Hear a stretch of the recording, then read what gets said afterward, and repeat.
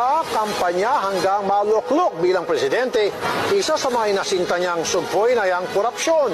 Nasugpo nga ba o mas lumala pa? Yan ang Frontline Special Report ni Maricel Halili.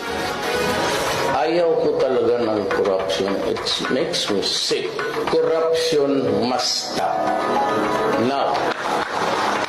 Ang pangako noong 2016, wakasan ang korupsyon sa loob ng 3 hanggang 6 na buwan. Kahit daw alingas-ngas pa lang ng katiwalian, sibak agad. Kung merong mga nasibak, meron namang nakalaya sa ilalim ng Administrasyong Duterte. Ayon sa Presidential Anti-Corruption Commission, meron silang itinuturing na Big Five na ahensyang talamak umano ang katiwalian. Numero 1 ang Bureau of Customs, kung saan matindi ang smuggling. Kasama rin ang DPWH sa mga proyektong substandard. Sunod ang BIR na may mga kaso ng extortion at ang Department of Interior and Local Government.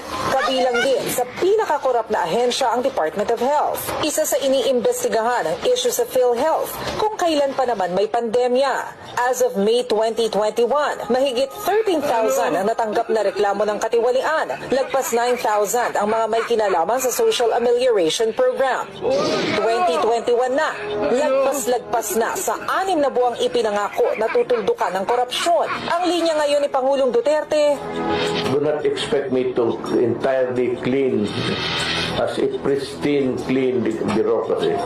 That is impossible and cannot really be achievable. at sa huli niyang taon bilang presidente, I will concentrate the last remaining years of my term fighting corruption.